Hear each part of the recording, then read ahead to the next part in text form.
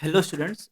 आज हम ज्योग्राफी के लेक्चर को स्टार्ट करने वाले हैं और सबसे पहले हम अपने ज्योग्राफी के कोर्स को कैसे लेकर चलेंगे उसके बारे में डिस्कस करते हैं। जैसे कि हम जानते हैं यूपीएससी का एग्ज़ाम हो या पीसीएस का कोई भी एग्ज़ाम हो या फिर वनडे एग्ज़ाम की बात करें तो हमारा जो एनसीईआरटीज होती है वो बेस बन जाती है।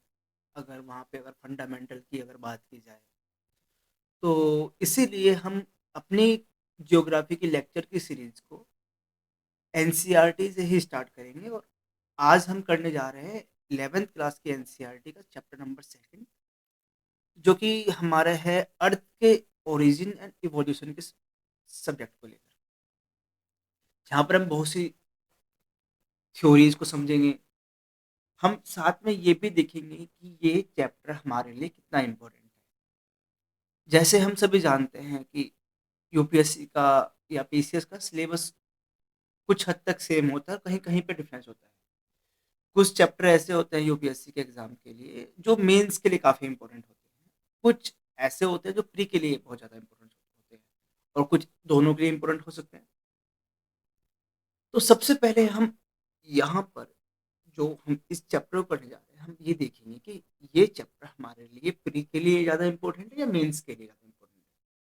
तो अभी हम सोल्व कोई भी नहीं करेगा, बस हम देखेंगे कि ये क्वेश्चन क्या कह रहा है और ये किस ईयर में आया था। ठीक है, तो सबसे पहले हम देखते हैं ये with reference to the water on the planet Earth, consider following statement। यानी कि यहाँ पर अर्थ में जो वाटर है उसके रिगार्डिंग एक क्वेश्चन आ रहा है। ठीक है, जो कि 2021 में आया था। ठीक है, वहीं बात करें सेकंड की, तो यहाँ पे अर्थ के मैग्नेटिक फील्ड के बारे में बात की गई है कि वो हर कुछ सैकड़ों साल या सैकड़ों हजार साल बाद वो रिवर्स हो जाता है। बेसिकली अगर आप देखिए ये जुड़ा हुआ तो इसी चैप्टर से, बट करंट अफेयर में कुछ इसका टॉपिक आया होगा तो इसलिए यहाँ पे आ गया। वहीं अगर बात करें the term event horizon, singularity, string theory, standard model, ये 2017 के एग्जाम में आए थे। ये सारी जो टर्म है इसी चैप्टर से जुड़ी है। ठीक है, क्योंकि ये कहीं ना कहीं हमारे अर्थ को कैसे वो इवोल्व हुई है, उसको ओरिजिन कैसे बना या यूनिवर्स किस तरह वर्क कर रहा है उसको समझने में हमें मदद करते हैं। तो बेसिकली ये है तो ही चैप्टर से, पर करंट अफेयर्स जुड़े हैं। सॉरी, हम यहाँ पे देख सकते हैं कि फर्स्ट क्वेश्चन हो या सेकंड हो या थर्ड हो, इनमें मैक्सिमम क्वेश्चन हमारे करंट अफेयर से जुड़े हैं। सेकंड ये हमारे पास आ जाता है 2013 में कि electromagnetic radiation, geothermal energy, gravitational force, plate movement, rotation of the earth, revolution of the अर्थ, ये डायनेमिक चेंज है। ये एक फंडामेंटल क्वेश्चन की तरह मान सकते हैं हम इसको। ठीक है, 2013 में फंडामेंटल आया था, बट इससे पहले जो भी आए थे ये हमारे करंट अफेयर से जुड़े 17 वाला क्वेश्चन था, और जो 18 में आया था ये भी करंट अफेयर से जुड़ा हुआ था, एंड ये जो हमारा था ये 21 में था, करंट अफेयर जुड़ा हुआ है। इसके बाद ये 12 है, ये भी हमारा फंडामेंटल जुड़ा है कि हमारे पास एक पोल स्टार है उसके और हमारे जहाँ में खड़ा हूँ उसके ईस्ट में कुछ गांव वगैरह, ये ऐसे कुछ क्वेश्चन है। ठीक है, तो हम समझ गए कि यहाँ पर एक क्वेश्चन और देख लेते हैं। ये एस्टेरॉइड के बारे में है और कॉमेट्स के बारे में है। ये फंडामेंटल आ गया। यानी कि हमने देखा कि 2013-14 तक एक अगर रेफरेंस टाइम माने उससे पहले हमारे फंडामेंटल को सुनाते थे, एंड इसके बाद इस चैप्टर से तो जनरली 2013-14 से हमारे पास फंडामेंटल को सुनाते थे। अब जाके क्वेश्चन का पैटर्न कुछ चेंज ऐसे हुआ है कि हमारे पास फंडामेंटल को एक करंट अफेयर जोड़ दिया गया है। तो अगर मैं बात करूं कंक्लूजन की, तो जब हम इस चैप्टर को करेंगे तो हम इस चैप्टर को करंट अफेयर से लिंक करे करेंगे। मीन्स कि अगर एट प्रेजेंट किसी को भी, जो कोई जियोग्राफर है जो जियोग्राफी को अच्छे से रीड करता है, ठीक है, तो वो इस किताब को कैसे न्यू वे में चेंज कर सकता है आज के हिसाब से।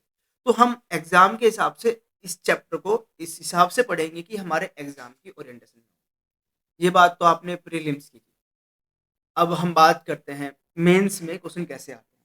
तो मैंने यहाँ पे अटैच नहीं किया पर मैं बता देता हूँ कि 2013 में एक आया था मेंस में question, what do you understand by the theory of continental drift, discuss the prominent evidence in its support. यानी कि महाद्वीपीय विस्थापन का जो सिद्धांत था, कॉन्टिनेंटल ड्रिफ्ट, इसके बारे में क्वेश्चन आया था। 2010 में आया था हमारा, right brief but prescribe note precise note on sea floor spreading, यानी कि समुद्र स्थल विस्तारण के बारे में बताना था। ये हमने देखा कि 2013 तक हमारे पास फंडामेंटल क्वेश्चन आ रहे थे, जो अभी भी पीसीएस लेवल पे आते रहते हैं। बट 2017 में हमारे पास क्या क्वेश्चन आया, how does the Juno mission of NASA help to understand the origin and evolution of the earth. यानी कि जो नासा का जूनो मिशन था, उसने पृथ्वी की उत्पत्ति एवं विकास को समझने में किस प्रकार मदद की। इस चैप्टर में हम आगे, मतलब इस जो हमारे पास यूनिट है सेकंड एनसीईआरटी की, उसमें कुछ क्वेश्चन और आएंगे, मैं पढ़ता हूँ आगे जो एग्जाम में आए थे। Define mantle plume and explain its role in plate tectonic. इसमें हमारे इसी में आपका ज्वालामुखी यानी वोल्केनो, अर्थक्वेक, भूकंप के बारे में आएगा। तो इसमें करंट अफेयर वाले क्वेश्चन भी है, कैसे mention the global occurrence of volcanic eruption in 2021 and their impact on regional environment. अभी हमने देखा है कि लास्ट ईयर भी एक वोल्केनो आया था, अभी कुछ टाइम पहले वोल्केनो आया। तो इन फ्यूचर ये हो सकता है कि जो अभी रिसेंट वोल्केनो आया था उसके बारे में आ जाए, या फिर ऐसे 2014 में आया था क्वेश्चन, इसमें था why are the world's fold mountain system located along the margin of continents bring out the association between the global distribution of fold mountain and the earthquakes and volcanoes। यानी कि जो संसार के वलित पर्वत है, यानी फोल्डेड माउंटेन सिस्टम है, वो महाद्वीपों के सीमांतों के साथ साथ अवस्थित है। वलित यानी फोल्डेड माउंटेन के वैश्विक वितरण और भूकंपों एवं ज्वालामुखी भी सहचर्य के उजागर कीजिए। ठीक है, तो ये सारे क्वेश्चन हैं जो हमारे एग्जाम में आते हैं इस यूनिट से।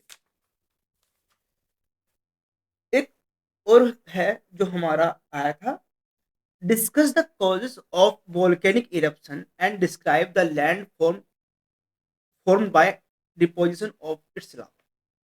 यानी कि जो ज्वालामुखी उद्गार के कारणों की विवेचना कीजिए तथा उसके लावा के निक्षेपण से बने स्थल रूपों का वर्णन कीजिए। अभी तक हमने देखा कि इस चैप्टर से जितना ये प्री में इंपॉर्टेंट है, मेंस में भी है। साथ ही साथ हमने देखा कि इस चैप्टर का जो पैटर्न है, या इस चैप्टर या यूनिट से आने वाले जो क्वेश्चन का जो पैटर्न है वो चेंज हो रहा है। कहीं पर आप देखेंगे तो फंडामेंटल से जुड़ा है, कहीं उस फंडामेंटल का होने वाले एप्लीकेशन से जुड़ा है। तो हम इन सब बातों को समझेंगे। तो अभी तक हमने सिर्फ इतना समझा कि ये यूनिट इंपॉर्टेंट क्यों है। हम इस चैप्टर को एंड करते करते हम मेंस के साथ साथ प्री के क्वेश्चन भी देखेंगे कि यहाँ से कैसे क्वेश्चन बन सकते हैं। And there is surprise in this class कि क्लास के बीच में कुछ ऐसे की पॉइंट होंगे जो हमारे इस बार के एग्जाम के लिए बहुत ज़्यादा इंपॉर्टेंट है, चाहे आप पीसीएस का एग्जाम दें चाहे यूपीएससी। ठीक है, हमारा रेफरेंस क्या होगा इस क्लास को करने के लिए? हमारा रेफरेंस होगा एनसीईआरटी प्लस भूगोल, जो वैश्विक भूगोल है, ठीक है, वो खुल्लर की किताब जो है, हम वो दोनों करेंगे और साथ साथ हम गूगल का यूज़ करेंगे, क्योंकि मैंने जो फोटोज़ यहाँ पे यूज़ किया है वो बेसिकली चैट जीपीटी और जेमिनी से बनाई। अब ये तो हमारा हो गया क्लास का इंट्रो। आई होप कि आप जब क्लास स्टार्ट हो कुछ टाइम बाद, मतलब नेक्स्ट क्लास जब वीडियो आएगी उसमें आप लोग ज्वाइन करेंगे एंड यू विल गेट कि हमें इस यूनिट को कैसे पढ़ना है। यह आपको फ्रॉम स्टार्टिंग से लेके एंडिंग तक जाएगा। एंड सीरियसली अगर आप ये सीरीज़ करते हैं, ठीक है? तो आपको एग्ज़ाम टाइम में बहुत ज़्यादा बेनिफिट होगा। अभी तक अगर आपको लगे कि क्लास का जो परफ़ॉर्मा है, हम कैसे पढ़ने वाले हैं, वो लगे कि आपके लिए बेनिफिशियल है, तो आप आने वाले नेक्स्ट ईयर को जॉइन करिए और मुझे बेहद खुशी होगी कि आप मुझसे जुड़ेंगे and please like, subscribe and share my channel and press the bell icon ताकि आपको आने वाली नेक्स्ट लेक्चर की वीडियोज़ टाइम पे मिल सके। Thank you.